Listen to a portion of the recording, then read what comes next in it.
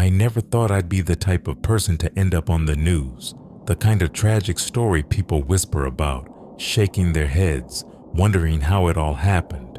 But I came dangerously close, closer than I ever should have. And it all started with a simple right swipe on Tinder. His name was Daniel. He had the kind of smile that felt both warm and disarming, the kind that made you want to trust him. His bio was simple: loved hiking, good coffee, and spontaneous adventures. We talked for a few days before he asked me out for drinks at a cozy bar downtown. It felt casual, safe, public place, easy exit. I wasn't looking for anything serious, just some company on a Friday night. When I met him in person, he was even more charming. Tall, dark-haired, dressed well, but not in a way that felt forced. His presence was easy, like we'd known each other forever. He had this way of making you feel like you were the only person in the room. His eyes never left mine. And the way he spoke, it was slow, deliberate, like he was savoring every word. But there were little things that, looking back, should have set off alarms. The way he asked too many questions, but never gave much away about himself. The way his eyes lingered just a second too long when I spoke, like he was studying me, memorizing every detail. And then there was the way he touched me, just barely. A light brush of fingers against my wrist. The casual way he tucked a strand of hair behind my ear, lingering just a moment too long. It felt calculated. I brushed it off. Everyone's a little nervous on a first date, right? As the night wound down, he offered to walk me home. I declined. Something in my gut told me not to. His face didn't change, but I swore I saw something flicker in his eyes for just a second. Something cold, something predatory, but it was gone as fast as it had come. He simply smiled and said, "I had a really great time tonight. Let's do this again soon." I got home, kicked off my shoes, and collapsed onto my couch, still smiling. I didn't know it yet, but my life had just brushed against something truly evil. The next morning, I woke up to a string of messages from Daniel. "Hey, last night was amazing. You're incredible. I can't stop thinking about you. I feel like I've known you forever." It was flattering, maybe a little intense, but I shrugged it off. Over the next few days, we kept texting, but something about him started to feel possessive. He asked where I was, who I was with, why I didn't reply sooner. It was subtle at first. Then the messages became more frequent, more insistent. Then, 3 days later, my best friend sent me a link. No text, just the link. It was a news article. The headline made my stomach drop. Tinder date arrested. Suspect linked to multiple unsolved murders. I clicked on it, my hands shaking so hard I could barely scroll. And there he was, Daniel's face. The same easy smile, the same dark eyes staring at me from my screen. But it wasn't a dating profile picture this time. It was a mug shot. His real name wasn't Daniel. It was Eric Langley. He had a long history of violent crimes, assaults, disappearances, and now they had linked him to at least 3 missing women. Women who had all matched with him on Tinder. Women who had gone on first dates and were never seen again. I dropped my phone. My heart pounded so hard it hurt. I thought back to that night, his hand brushing mine, the way he looked at me like he was memorizing me. He had studied me. He had planned something. And I had been right there, inches from danger, smiling, laughing, completely unaware. I barely slept that night. Every creak in my apartment, every rustle of the wind outside sent my heart racing. My curtains stayed closed. I checked the locks on my doors 3, 4, 5 times. I started looking over my shoulder when I walked outside. I changed my usual routes home because even though he was in custody, I couldn't shake the feeling that he was still watching me. I never responded to his last message. I blocked his number. I deleted Tinder. But for weeks I felt his presence lingering like a shadow. I had escaped, but barely. If I had let him walk me home, if I had agreed to a second date, would I have just disappeared? Would my face be the next one in that article? Would my name be whispered in fear? Another cautionary tale? The scariest part? He had seemed so normal, so charming, the kind of guy any woman might give a chance to. And that's what haunted me the most, how easily he had slipped into my life, how close I had come to becoming his next victim. His name was Ryan. At least that's what he told me. He had dark hair, sharp features, and a profile that made him look like the kind of guy you'd meet at a coffee shop, maybe an art gallery. He had that effortlessly cool look, the kind that felt intimidating but also a little intriguing. His messages were funny, effortless, never overbearing. He knew exactly what to say to make you feel comfortable. And before I knew it, we had plans to meet in person. He suggested dinner at his place. I hesitated at first. I wasn't the type to go to a stranger's apartment on a first date, but he reassured me, told me he was a chef, said he wanted to cook something special. His building was in a nice part of town, and he sent me his address along with a picture of the meal he was planning. It looked incredible. After some back and forth, I agreed. Looking back now, I wish I had listened to the tiny voice in the back of my mind telling me not to go. When I arrived, the building was surprisingly old, the kind of place with narrow hallways and dim yellow lighting that buzzed faintly overhead. I remember standing outside his door, feeling a strange sense of unease. There was nothing obviously wrong, but something about the place just felt off. I knocked, and after a moment the door creaked open, just a few inches. A dark hallway stretched behind him, and Ryan stood there with that same easy smile, like he'd been waiting all night. "Come in," he said, stepping aside. I hesitated just for a second.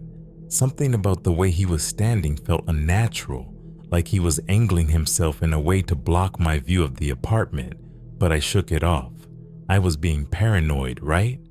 So I stepped inside, and as soon as I heard the door click shut behind me, I knew I had made a mistake. The apartment was wrong. At first glance, everything seemed normal. Couch, kitchen, soft lighting, but then I noticed the details. No decorations, no photos, nothing that made it look lived in. The dinner he had supposedly been cooking? Nowhere in sight. In fact, the kitchen counter was completely empty. I turned to ask him about it, but when I did, he was just staring at me. His smile was gone.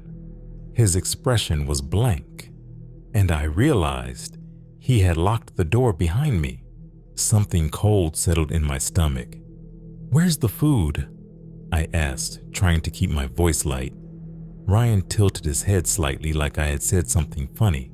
Then he chuckled, low, under his breath. "Oh," he said, "I lied about that." I felt my pulse spike. This wasn't normal. This wasn't some awkward misunderstanding. Something was very, very wrong. I took a step back, my eyes darting toward the door. I think I should actually...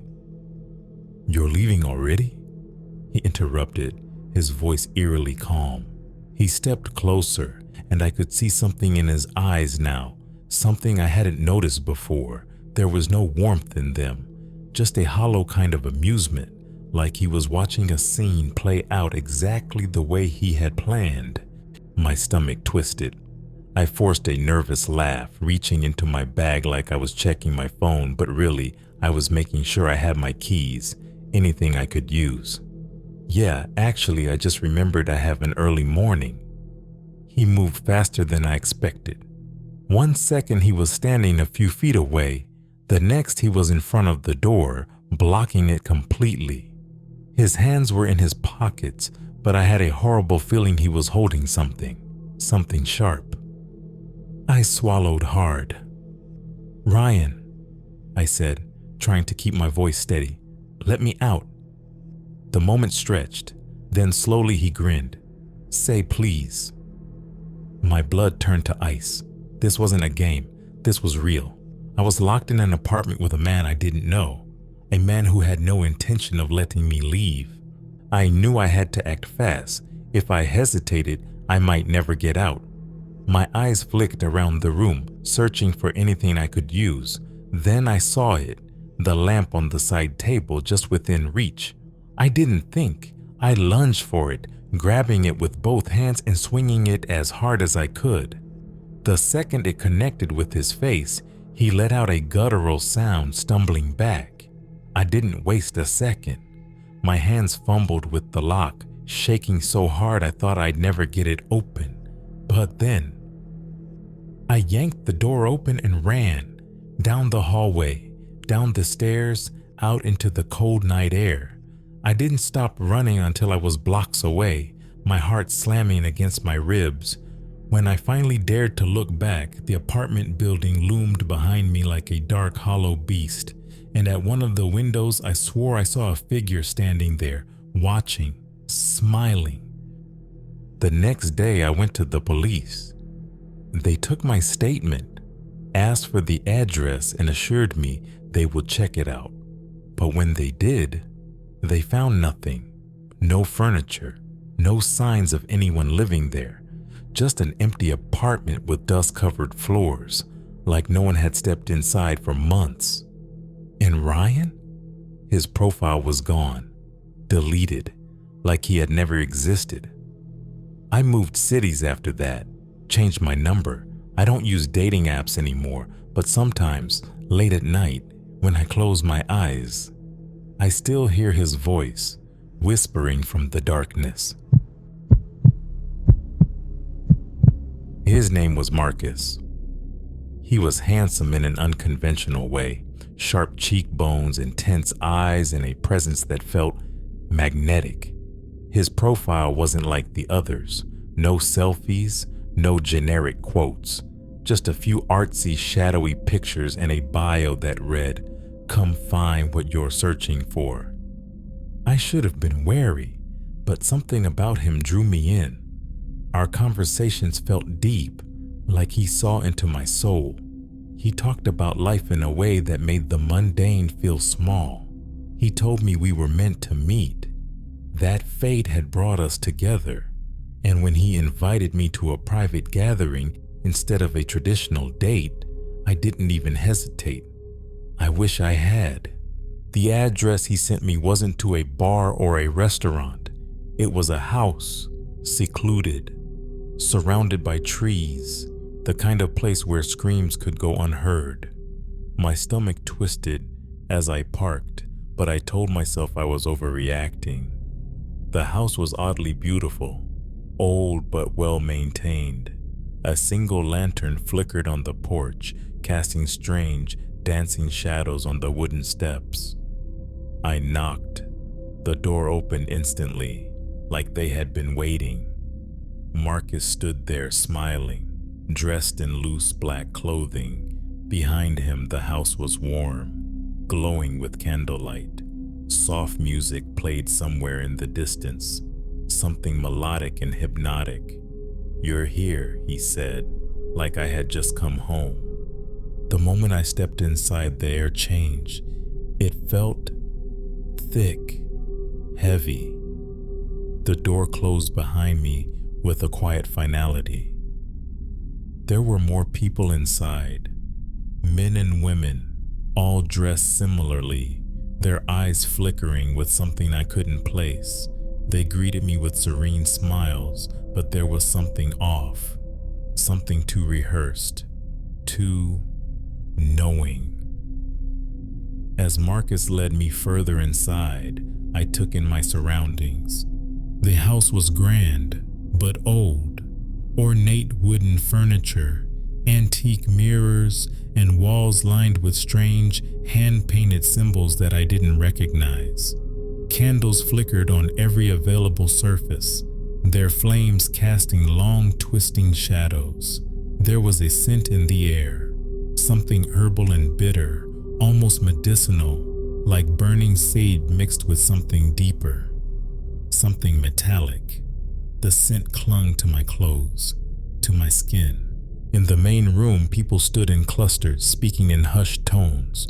Some laughed, but their laughter felt empty, like an echo rather than something real. A long table stretched through the center of the room, covered in an elaborate feast. Dark red wines, bowls of ripe, glistening fruit, and plates of food that looked almost too perfect, like a staged dinner for an old painting. Yet no one was eating. They only watched as I took everything in. A woman approached me, her hands ice cold as she placed them over mine. "It's so wonderful that you're here," she whispered, her breath warm against my cheek. "We've been waiting for you." A chill rolled down my spine. I turned to Marcus, but he only smiled, the same knowing, patient smile he had in his profile picture. The music swelled slightly, the soft hum beneath it shifting, almost like it was changing in response to my heartbeat. "Come," Marcus said, leading me down a hallway. The walls were lined with more symbols, carved deeply into the wood. At the end of the hall, a large door stood slightly ajar. A deep rhythmic humming drifted from inside. The moment I stepped through, I realized this wasn't just a gathering, it was a ceremony. A circle of people stood in the candlelight, their hands clasped together. In the center, a symbol had been drawn on the floor, a spiral, intricate and ancient looking. Marcus turned to me, his smile never faltering. "You were chosen," he said. "Tonight you become one of us." My pulse spiked, my instincts screamed. I forced a nervous laugh. "I think there's been a misunderstanding," I said, stepping back, but the door behind me had already closed. Locked. The circle shifted. The chanting grew louder. Marcus took a step closer. "There is no misunderstanding," he murmured. "You are exactly where you are meant to be." I felt the walls closing in. My breath came fast, shallow. My eyes darted around the room, looking for a way out, but the only way was through them, through Marcus, through whatever this was. Then I saw it. The window. A single narrow window slightly open. My one chance. I didn't think. I ran. Chaos erupted behind me. Hands grasped at me, voices calling out in unison, but I threw myself toward the window, clawing at the frame. I felt fingers brush my ankle as I tumbled through, hitting the ground hard. Pain shot through my side, but I didn't stop. I ran through the woods, branches tearing at my skin, their voices echoing behind me. I didn't look back. I didn't dare. By the time I reached my car, my hands were shaking so badly I could barely get the keys in the ignition. The engine roared to life.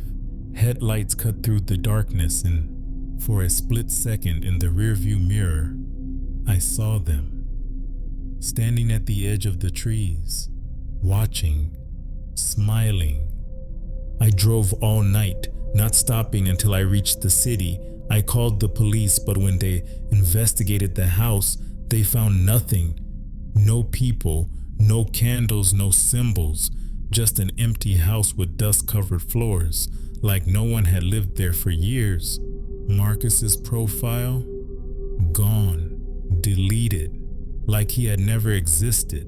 But deep down, I knew the truth. They were still out there, and I had almost become one of them.